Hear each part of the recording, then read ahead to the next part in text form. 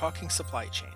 In each episode, top supply chain industry professionals and the nation's top thought leaders join host Brian Strait and share their unique insights to help supply chain managers stay one step ahead of their competition. This is Talking Supply Chain.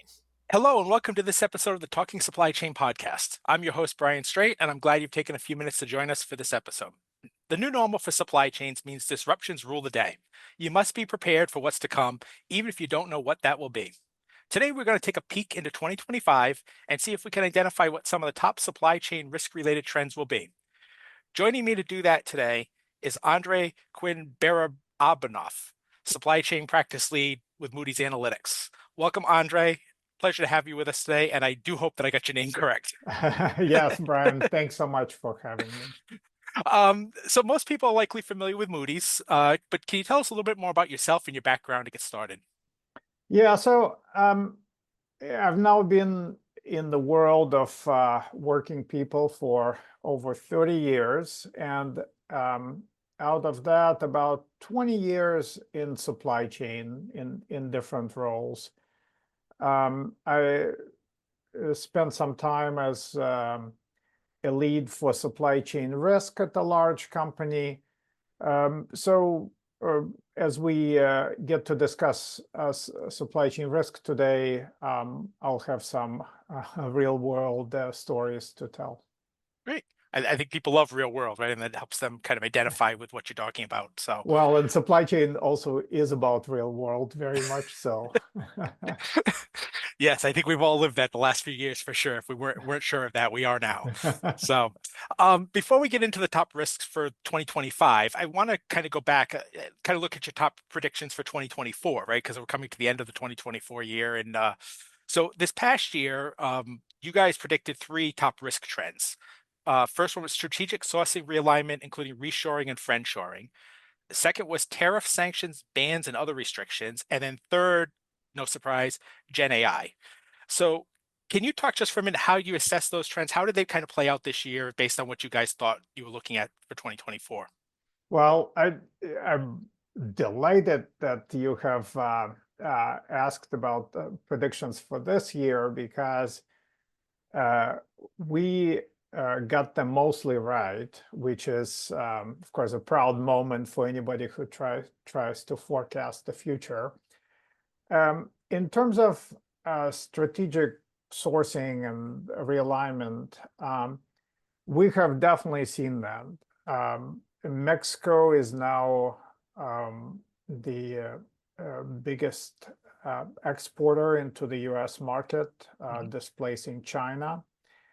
And some of this shift happened because Chinese companies shifted assembly to Mexico. So interestingly enough, China and Chinese companies themselves are participating in the shift away from China. But of course, nearshoring, friendshoring are a lot easier to say than to do. They themselves carry very significant risks. So we have seen some of that, but this is not a trend that's affecting everyone, and we expect to affect everyone because there are significant risks associated with that. So that was our first prediction. So we definitely got it right. The second prediction I am proud to report was even better, and that was the proliferation of sanctions and different bans on suppliers and types of suppliers, and proliferation of tariffs. And we actually forecast that this trend is only going to continue no matter what happens in the US election, that this trend is going to continue in 2025. We have seen in the past several years, we have seen literally hockey stick of increase in sanctions and other restrictions in supply chain. And then finally, Gen AI, Gen AI, of course, has become now part of uh, daily work lives for most of us, and that definitely includes us in supply chain. We were foreseeing Gen AI having an impact on data consistency, improving data consistency, having an impact on the risk monitoring, and then finally on just general problem solving and solution mapping and supply chain. Yep. And we have seen some of it, and this trend is definitely set to continue as well. Yep.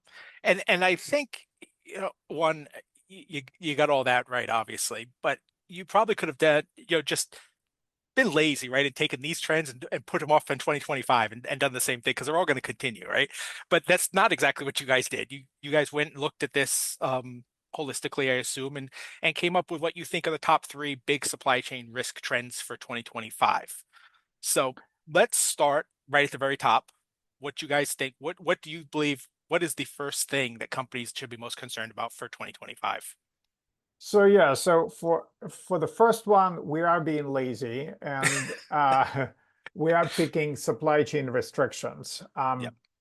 It's it's really hard to get away from this trend, as you see countries and blocks of countries like the European Union threatening each other with action, trade action, with tariffs. There are negotiations happening between China and the EU right now over cars. The US, of course, has both implemented and brought up as an idea all sorts of restrictions. um, China is threatening retaliation, and this is just the EU, China, US triangle. This is not even touching many other countries. So 2025 will definitely continue to be greatly impacted by those restrictions. And then we do have two very important trends to point out for 2025 that are new. Yep.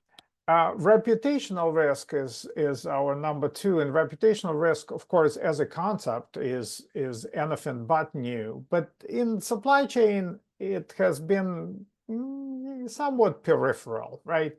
Because in supply chain, for for you as a company to experience reputational risk, your supplier has to do something very, very bad, so that they would rub off on you as their customer, right? Yep. But now we live in a time of polarization, of public opinion, and I'm talking worldwide. We have seen this trend, and when you combine it with social media, you have this all of a sudden reputational risk on steroids, where there is an opinion that goes around and uh, clouds judgment of consumers in different countries about businesses that previously seemed pretty neutral to Yep. most observers. And then finally, value at risk, and hopefully I'll get to talk about this a little more later. But value at risk is a concept that is can just be very simply summarized in a question: what's the impact that your boss and supply chain asks every time there is a serious problem? Every time there's a problem, there is always a question from executives: what's the impact? And so measuring value at risk is crucial, and we'll see that becoming a trend in 2025. Yep. I want to go back. Obviously, the restrictions and that risk. I've done a number of podcasts. That's a whole. I mean, that's a whole subject by itself in dealing with that stuff. But I want to ask more about the reputational risk.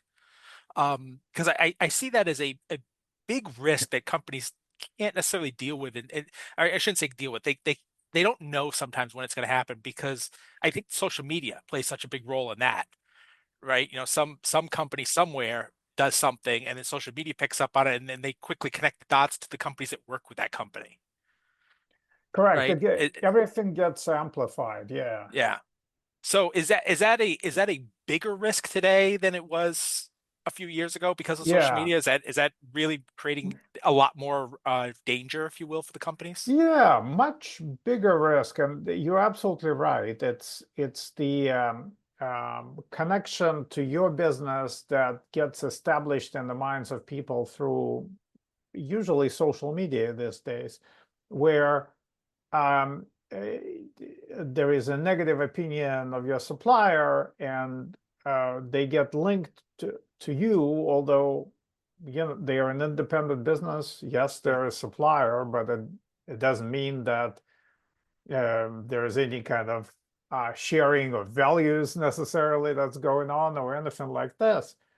But in the minds of people, once there is a link, this is what creates reputational risk for you as a supply chain person.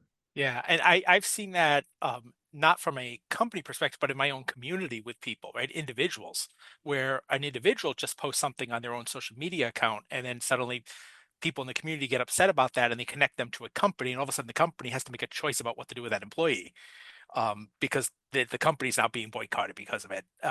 And certainly when you start talking about multinational corporations, that their suppliers are basically those individual nodes that are connecting and reflecting on them, whether they know it or not, from that standpoint. So Exactly. And, on top of it, in the world of supply chain, there's been push for visibility right. into lower tiers, right? And so suppliers of suppliers, and as we get more visibility, we get more of those links between different businesses, and so then reputational risk grows. So Yeah. that's definitely going to be a big factor next year and probably beyond. Yep. So now that we've identified the three that you were targeting this year, or for next year, I should say. I guess the next question is, what do we do with this information, right? We know it. So, from a company perspective, what are some of the top questions they should be asking themselves as they look to address these issues? Yeah, so let's talk about questions and then then talk about answers, right? Yeah. Right? Because I guess in the end it's all about offering answers. But key questions are, so when you're thinking about restrictions, does your company have a mechanism to track and even more importantly react to supply chain restrictions, right? They are now so many that if you don't have a mechanism, you can really get caught flat-footed, because Yeah. the issue with those restrictions is that it's a pencils down kind of situation. So you were doing business yesterday, but today you can't. So it can be very sudden. So you need to be prepared.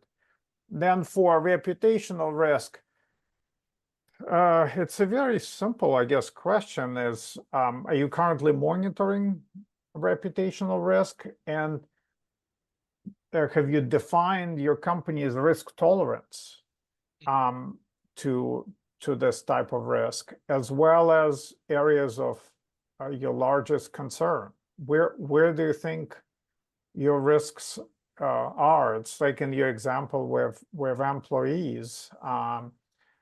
eh,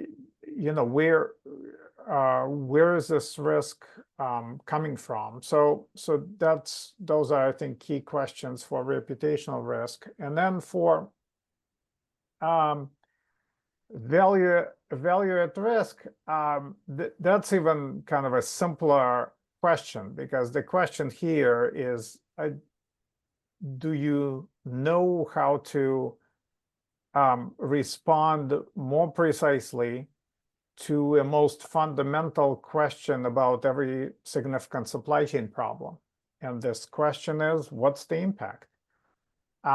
every time something happens in supply chain, which in many companies is like literally every day, and there is a significant issue, higher ups will ask, "What's the impact?" And again, that's the value at risk is where we'll be looking for an answer. Yeah. So I want to dive into the tracking and monitoring part on the risk, but before I do that, I do want to ask you a quick question about the risk tolerance, because that's something that I've learned. Every company is different, and even within companies, it's different, right? I mean, there's no set, this is the risk tolerance that companies should be at. Am I understanding that correctly? Yeah, so risk tolerance is a function of a number of factors, right? Something like something intangible like company's culture, but also something extremely tangible like resources available. Mhm. So, we have at Moody's, we have, different types of customers we have, and some of our customers are risk tolerant just because they have limited resources for risk mitigation. So that pushes them to be more risk tolerant. And then we have others that are very risk averse, both culturally, but also because they can afford to do more risk mitigation than an average company. Yeah. Yeah, and I somebody had explained it to me one day and talked about that some companies may have they may risk tolerance, there may be zero risk or zero tolerance for a supplier using forced labor, for instance, right? Or anything that's tied to a regulatory issue. But on other things that maybe aren't tied and maybe there's not necessarily fines or penalties associated with immediately, they're a little more tolerant of risk there and willing to take some of them on Yeah, in I some mean, cases. this is a great observation, right? So there are obviously some particularly compliance issues where there is only one answer. Right. We have zero tolerance, right? Then And there are some peripheral risk where you probably should be quite risk tolerant because these are peripheral risks that are not going to create any significant issues. And then there are risks that are most difficult to figure out in terms of risk tolerance because they can bite but perhaps you assess probability of those risks as being fairly low. So right. usually in your risk tolerance, you're gonna look at an interplay of impact, usually financial impact, and probability. So if it's high probability and high financial impact, of course, That, it's a no-brainer. It's a risk that you will want to tackle. yeah. But in other situations, there is more of a judgment call that the company needs to make. Yeah. Like I said, I wanted to get to the tracking and monitoring because obviously so many companies are doing that today, and this ties into visibility, and everybody is talking about visibility, of course.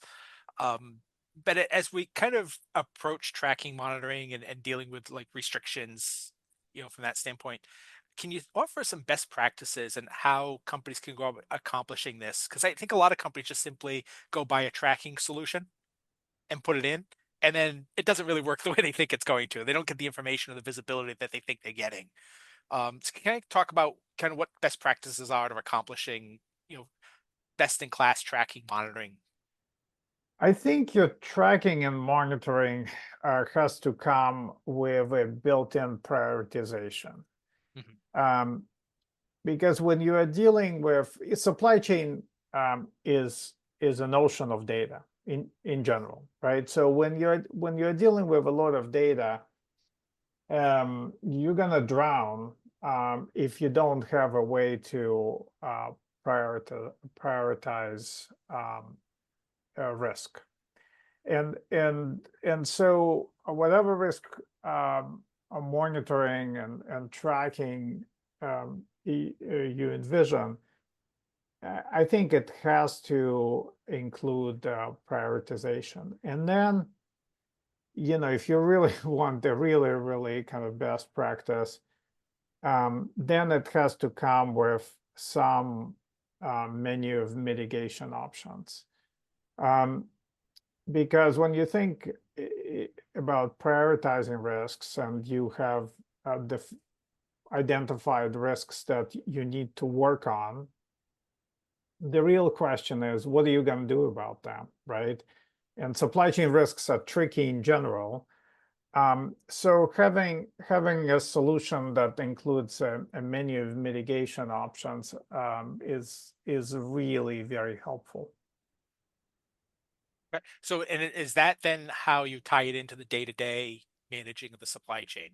Like, Yeah, absolutely. Because so in the end, it's not about getting into, risk management is not about some sort of just exercise, right? It's about identifying your most urgent risks and actually doing something about them, yeah, right? Like what we have seen in the past several years, right, is we have seen not only a lot of risk, but we have seen a lot of failure to deal with those risks.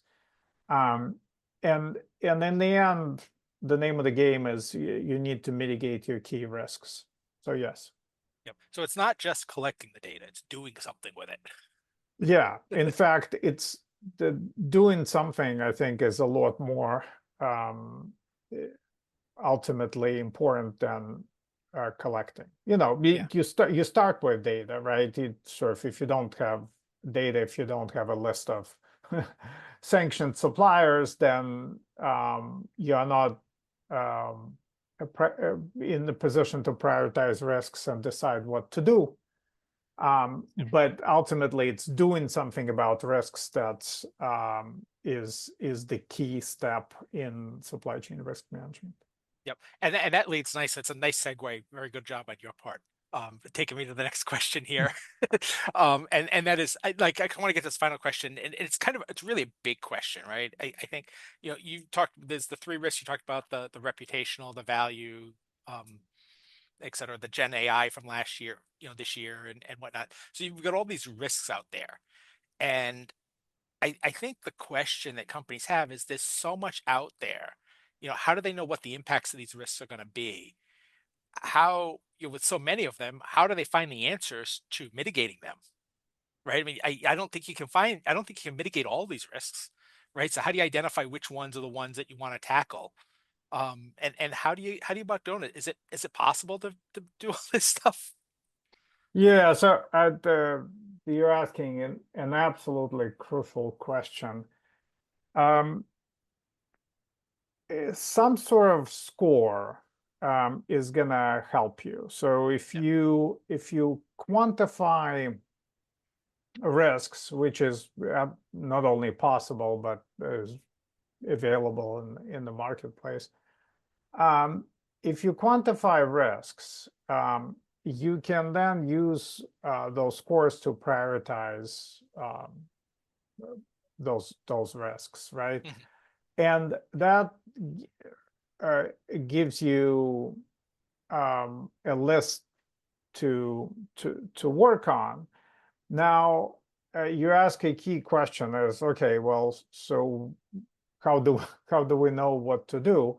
And I think this is a combination of internal um, knowledge base and experience, but also external best practices. Mhm. So at Moody's, we kind of collect uh, those best practices, and we have them organized in the menu that you can access. Now, the menu is not going to be exhaustive because, again, you need to use your personal experience and your company's experience to um, add some additional mitigation actions, but an external menu is a huge first step Yeah. or a huge second step if you want to start with kind of internal brainstorming. Yeah.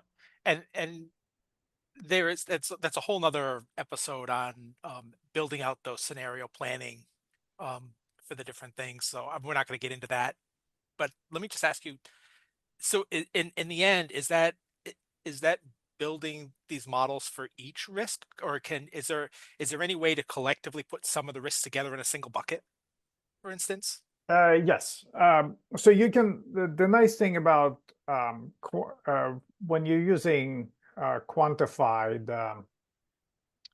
uh, probabilities and impact and risk scores, you can package them in any way you want for your company. So Okay.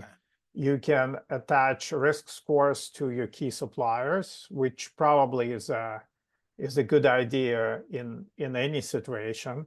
But you can also attach, as you're suggesting, risk scores to individual risks, and you can say, well, look, operational risk is more important to us than say geopolitical risk. So you can do that. You can also attach the risk scores to different supplier segments. So you can say, look, IT service providers is a higher risk group for us than general service providers, for instance. So you can, if you're using quantified scores, you can do a lot of segmentation that's going to be helpful in your risk management. Yeah. So then you could have some suppliers in one, but if you got a particular supplier that maybe is a much higher risk, maybe they've had a lot of financial issues in the past or something, right? Correct. That could be a separate bucket by them for monitor them separately. Yes, Yeah. absolutely. Yeah. So, all right. Thank you, Andre. We're just about out of time. So, if people want to learn more from Moody's, is there a good way for them to get in touch with you? Yes. Just go to moodys.com, the supplier risk page, and there is an easy way to get a hold of us. We would love to hear from you. Great. Thank you so much. I want to thank my guest today, Andre Quinn-Barabanov from Moody's, and I want to thank each of you who took time out of your day to listen today. I greatly appreciate it. A new episode of Talking Supply Chain comes out each Thursday. You can find it on scmr.com or wherever you get your podcasts. So be sure to subscribe so you don't miss an episode. Until next time, this is Brian Straight, and you've been listening to Talking Supply Chain. Talking Supply Chain is produced by Supply Chain Management Review and Peerless Media. You can find it on scmr.com, supplychain247.com, iTunes, Google Podcasts, or wherever you find your podcasts. For more information on this topic or to sign up for our weekly newsletter, a print or a digital subscription to our publication, visit scmr.com. We hope you will join us for our next episode. For Supply Chain Management Review, I'm Brian Straight, and thank you for listening.